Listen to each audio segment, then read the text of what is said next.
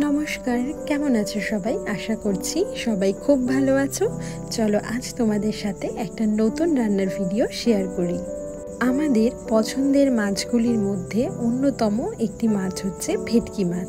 ভেটকি মাছের পাতুরি বা ভেটকি মাছের সাধারণ ঝোল আমরা বরাবর খেয়েই থাকি, কিন্তু ভেটকি মাছের কাটারও কিন্তু অনেক রকমের রেসিপি হয়। তেমনি আজ তোমাদের সাথে আমি শেয়ার করছি ভেটকি মাছের কাটা চচ্চড়ি। প্রথমেই রান্নার জন্য বেশ কিছু সবজি কেটে নিয়েছিলাম, যেমন ওই আলু, বেগুন, পটল, শিম আর পেঁয়াজ। তারপর সমস্ত কিছুকে ভালো করে ধুয়ে নিয়ে নুন হলুদ মাখানো ভেটকি মাছের কাঁটাগুলিকে কড়াইতে তেল গরম করে খুব ভালো করে একদম লাল লাল করে ভেজে নিতে হবে।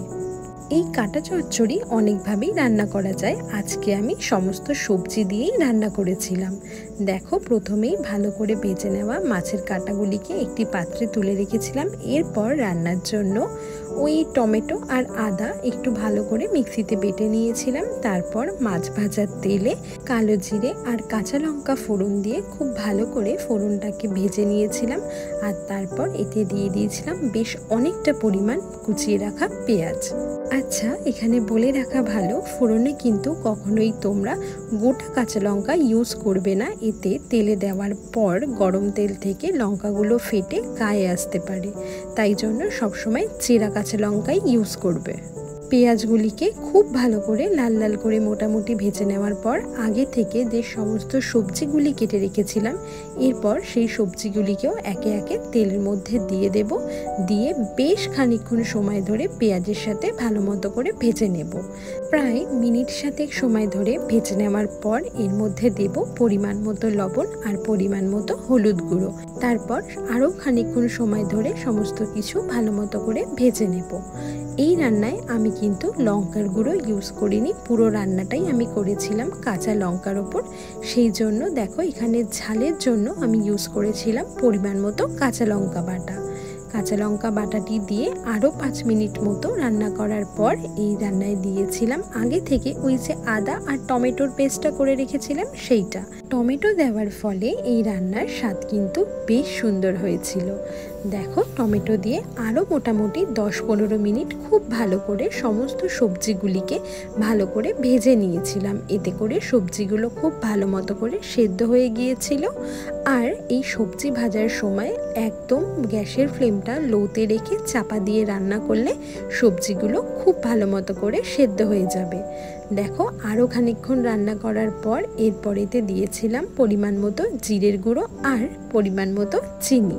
চিনি দিলে রান্নার স্বাদ আর রান্নার রং দুটোই খুব ভালো হয়।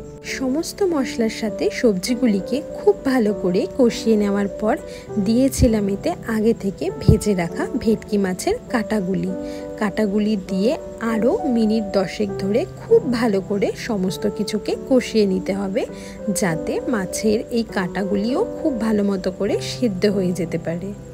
আর সমস্ত মশলাও যেন ভেটকি মাছের এই কাঁটাগুলোর মধ্যে ভালো মতো করে ঢুকতে পারে। তোমরা যারা এই রান্নাটা এখনও খাওনি, আমি বলবো অবশ্যই এই রান্নাটা বাড়িতে একবার ট্রাই করো আর এভাবেই রান্না করে দেখো। আশা করছি তোমাদের ভীষণ ভালো লাগবে। দেখো, সমস্ত কিছু ভালো মতো করে কষিয়ে নেওয়ার পর দিয়েছিলাম এতে পরিমাণ মতো জল।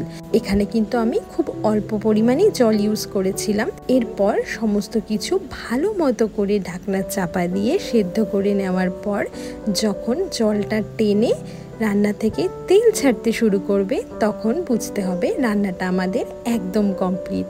দেখে বলো তো কেমন লাগছে রান্নাটা। আশা করছি তোমাদেরও খুব ভালো লাগবে বাড়িতে যদি এই রান্নাটা একবার ট্রাই করো। তাহলে এরপর থেকে বাজার থেকে পছন্দের ভেটকি মাছটি কেনার সময় কাঁটাগুলি কিন্তু এনে রান্না করতে ভুলো না। আর আমার আজকের এই রান্নার ভিডিওটি তোমাদের কেমন লাগলো অবশ্যই আমাকে জানিও। ভিডিওটা ভালো লাগলে লাইক, কমেন্ট, শেয়ার করে সকলকে দেখার সুযোগ করে দিও। আজ আসি, দেখা হবে নতুন কোনো ভিডিওতে। সবাই খুব ভালো থেকো, টাটা।